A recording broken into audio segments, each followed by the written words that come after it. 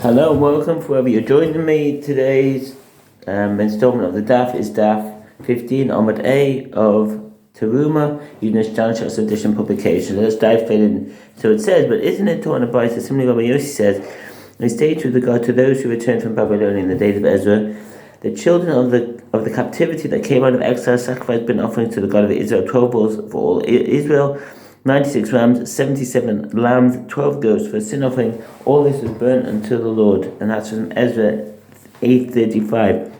The Gemara first analyzes this verse. But is it possible for a sin offering to be sacrificed as a burnt offering?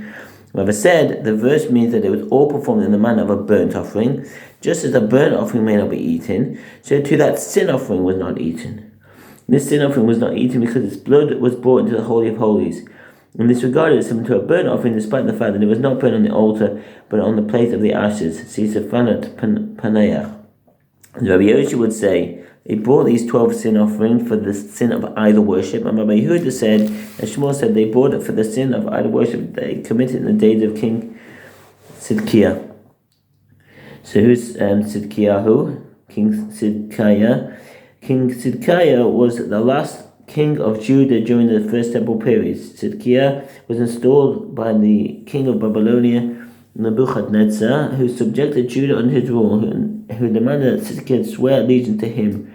And see 2 Kings 27:17. Sidkiah's revolt against Nebuchadnezzar ultimately led to the destruction of the temple by the Babylonians and the exile of the remnant of the people of Judah to Babylonia.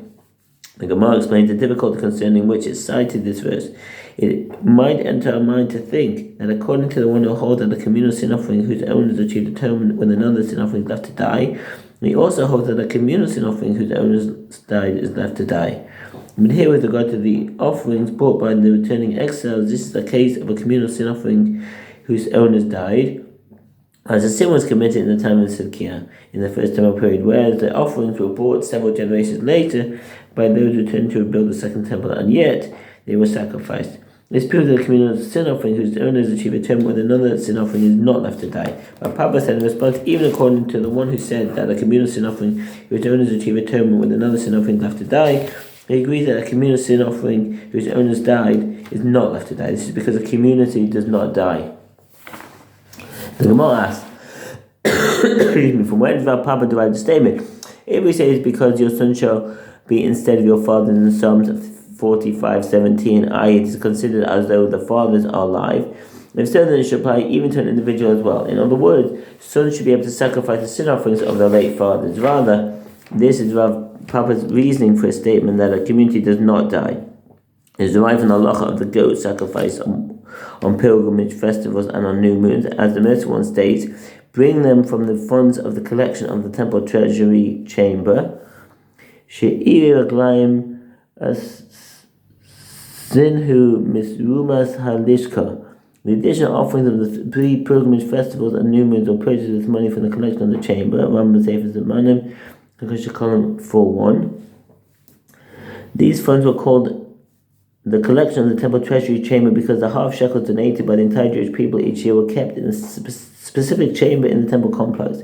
3 times a year, a priest would enter this chamber with 3 containers and remove some of the coins. This money was allocated for the purchase of animals for communal offerings and other requirements of the temple. The money that remained in the chamber was used for building funds, for maintaining communal structures in Jerusalem, for purchasing offerings that would be sacrificed when no other offerings were available, where they kept the half shekels donated each year in the month of Adar, with which communal offerings were purchased. The Gemara explains, but perhaps the owners of these coins that were used to purchase these offerings have died in the meantime between the month of Adar and when the offerings were sacrificed throughout the year. If so, how can a sin offering be brought on behalf of some of its owners who had already died? Rather, isn't it correct to conclude from this halacha that a community does not die? And if you wish, say instead a different answer in response to the earlier difficulty, the sin offerings for idolatry brought by the returning exiles were not in fact sacrificed to people who had died. Rather, when they sacrificed these sin offerings for the idolatry committed in the time of Sidkiah, they sacrificed them for the living, i.e., for those survivors who had worshipped idols in the time of Sidkiah, that was still alive many decades later and had returned to rebuild the second temple as is written, but many of the priests, Levites, and heads of fathers' houses, the old men who had seen the first house standing on its foundations, wept with a loud voice when this house was before their eyes, and many shouted aloud for joy, Ezra 3:12. The Gemara objects, but perhaps those who remained and remembered the first temple were the minority, in which case we should have brought individual sin offerings rather than a communal sin offering. The fact that they brought communal sacrifices indicates that the sin offering was not brought on behalf of those who remained. The Gemara explains, you cannot say that they were the minority, as is written in the following verse, so that the people could not discern the noise of the shout of joy from the noise of the sound of the weeping of the people. For the people shouted with a loud shout, and the noise was heard afar off. In Ezra 3:13, this verse shows that the people who cried because they remembered the first temple were not a small minority. The Gemara asks, but how could they sacrifice sin offerings of the sin of idolatry? After all, they were intentional idol worshippers, and a sin offering is brought only by one who sins unwittingly. Rabbi Yochanan said in response, this was a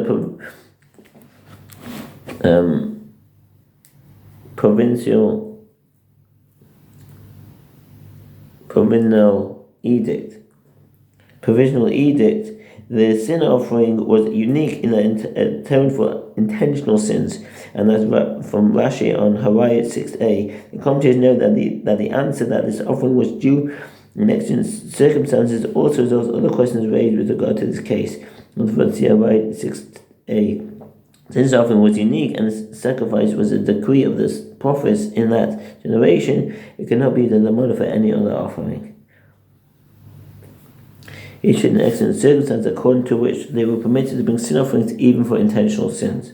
The Gemara adds that this also stands to reason, as if he did not say so, one can object as follows. Granted, they sacrificed 12 bulls and goats, and each tribe must bring a communal sin offering as stated in the Torah in Numbers chapter 15, and these offerings correspond to the 12 tribes, but to what do the 96 sheep correspond? Rather, it must be that there was a provisional edict. Earlier, the Gemara mentioned the halacha of a sin offering whose owner died, which is one of the halacha forgotten during the mourning period for Moses in C16a. On this topic, the Gemara says that we learn in the Mishnah then, so to 47a, from the time when Yosef ben Yoezer, who's Yosef ben Yoezer? So the little explanation here in the footnote, Yosef, known as Yossi ben Yoezer of Sereda, is one of the earliest known sages. These early sages were not called Rabbi or Rabban, but it was stated in this regard. Greater than the title is their name. Yodi ben Yoezer and his colleague Yossi ben Yochanan of Jerusalem studied on the Tignath of Socho. They were the first group of the pairs of the Second Temple during the Second Temple period, when Yossi ben Yoezer served as Nasi of the Sanhedrin, and Yossi ben Yochanan of Jerusalem served as the Av Beis Din. See Abba chapter 1. They were also the first sages between whom there is a recorded dispute, which developed into the agreements between Beis Shammai and Beis Hillel in subsequent generations. Based on the Midrash, it can be determined that Yossi ben Yoezer lived during the period of the decrees of Antiochus Epiphanes. He was sentenced to be executed by his nephew, the wicked Alchemus, and he died in sanctification of God's name. He is described as the most pious of the priests because he was extremely careful about the halacha ritual purity which applied to priests. He and Yossi ben Yochanan decreed ritual impurity on the land outside of Israel and on glass vessels. And on his own personal stringency, he testified about many leniencies on halacha as recorded in the Torah Diyot. And extent that he became known as Yossi the Permissive. Stated here, when he died, the sages eulogized him with a statement. The men of clusters ceased. That term is explained as an acronym for Ish, called Bo, and the man in whom there is everything. After Yossi ben Yoezer, there were no more men who possessed all of these qualities: outstanding character traits, great Torah knowledge, fear of transgression, and kindness. Of Sereda and Yosef ben Yochanan of Jerusalem died. The clusters, the escalot, the Aruch writes that some hold that this word is related to the Greek scholaritis. I'm not pronouncing that correctly, I don't know Greek, meaning scholiast or commentator, referring to one who is learned. And they were the last of the clusters. The Gemara asks, what is the meaning of escalot? It means a man who contains all. Ish she'akol bo, i.e. both Torah and mitzvah. And Rav Yehuda says that Shmuel says all the clusters who stood at the head of the Jewish people in the days of Moses until Yosef ben Yoezer died would study Torah in the manner of Moses our teacher. From that point forward, they would not study Torah in the manner of Moses our teacher. The Gemara objects, but doesn't Rabbi Yehuda say that Shmuel said 3,000 halachot were forgotten during the days of mourning for Moses? It suggests that the sages who came immediately after Moses did not study Torah in the same manner as Moses. The Gemara answers those halachot that they forgot was forgotten. With regard to those halachot that they studied, they would continue to study in the manner of Moses our teacher. The Gemara objects, but it isn't taught in a bite with regard to the resolution of the question of halacha. From the time when Moses died, if the majority deem an item impure, they establish it as impure, and if the majority deem an item pure, they establish it as pure. If this is the case, then the manner of studying Torah after the Moses is based on the majority, whereas when Moses was alive, there was no dispute in matters of halacha. The Gemara explains that this Bryce is referring specifically to those halacha that were forgotten during the mourning period after the death of Moses. Since their understanding of the heart was limited, Liber de imit. Here the term heart represents the seat of understanding and knowledge. The sages were unable to reach a clear ruling on these matters. Consequently, they had to follow the majority. But with regard to all the other halachas that they studied, they were studying in the manner of Moses our teacher. It was taught in the Bible that all the clusters who stood at the head of the Jewish people from the days of Moses until Ben Yehoiada died and had no flaw in them. From this point forward, the clusters either the Jewish people had flaws in them. The Gemara raised a difficulty, but isn't it taught in the Bible that there was an incident involving a certain pious man who was groaning, suffering due to the pain in his heart. So what's this about? There are several different explanations concerning the exact nature of this man's illness. The most reasonable is Rabbi Hananel, who writes that he had a disease of the lungs, which caused him to suffer chest pains as well as to cough up sputum and blood. Throughout the generations, drinking goat's blood was recommended as a remedy for lung diseases. And they asked the physicians what to do for him, and they said there is no other remedy for him but that he should suckle warm milk every morning. And they brought him a goat and tied it to the leg of the bed for him, and he would suckle milk from it. On the following day, his friends entered to visit him. When they saw the goat tied to the leg of the bed, they said, "There is an armed bandit in this man's house, and we are entering to visit him." They referred to the goat in this manner because small animals habitually graze on the vegetation of neighbors, stealing their crops. The sages sat and examined this pious man's behavior, and they could not find any transgression attributable to him other than the sin of keeping that goat in his house alone.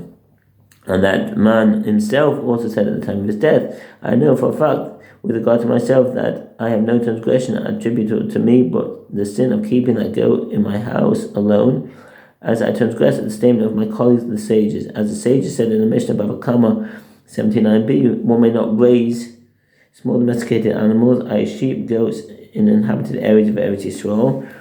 Magablin, one may not raise these commentaries. The commentaries explain that the prohibition applies to raising these animals to the Bava Kama 79b. Therefore, even if the owner does not shepherd them himself, it is still prohibited. Likewise, although it is permitted to raise large animals, it is prohibited to shepherd them. There is a dissenting opinion that if one sends the animal to a shepherd, he has not transgressed. See the Rashba. The reasoning behind his opinion is explained in Bava Metzia 5b. Since the shepherd is a high worker, does not benefit if the animals eat in the fields of others. He will prefer not to allow the animals to eat in those fields based on halacha that a person is presumed not to sin with regard to an item that is not his. The earlier authorities disagree over the reason for this prohibition. The prohibition, I missed that line. Ema, Gablin, Behema, Daka, Eretz Yisrael. One may not raise small domesticated animals in Eretz Yisrael. Some maintain that it is due to the mitzvah setting Eretz Yisrael. These animals escape from their pens and eat produce growing in the fields, the majority of which belong to Jews. In this manner, the animals partially destroy the settlement. While this can also occur outside of Eretz Yisrael, there is no mitzvah to settle the land outside Eretz Yisrael. In those areas of concern, it's only that the animal might damage produce belong to another, but in that case, its owner would have to pay compensation. Rashi. Some commentaries add that for this reason, it's prohibited to raise such animals even in one's own home, as was the case with regard to this pious man, and that's Rabbi Avadia Bartanor. Others contend that the prohibition is due to the concern of causing damage. The Rambam writes, since it's prohibited to cause damage, the sage prohibited raising small animals in Eretz Yisrael in the vicinity of fields or vineyards. The sage prohibited this only in Eretz Yisrael, since most of the fields there belong to Jews. According to Rashi, in places within Eretz Yisrael where the animals are unlikely to damage the settlement of land, e.g. forests, it's permitted to raise small animals, and the same applies according to the Rambam in areas where they are unlikely to cause damage. The later commentators disagree over whether this prohibition applies, even if when the majority of the land is not owned by Jews, and claim that if the fields are not owned by Jews, the prohibition is not in effect, to the Beis Yosef, although in general the decrees of the sages remain in force even when the reason is no longer applicable. Since in this case the original prohibition was limited in nature, i.e. applicable only to Eretz Yisrael, the case can be made that it is also restricted to those times when the fields in Eretz Yisrael are owned by Jews, Kovet Shiurim.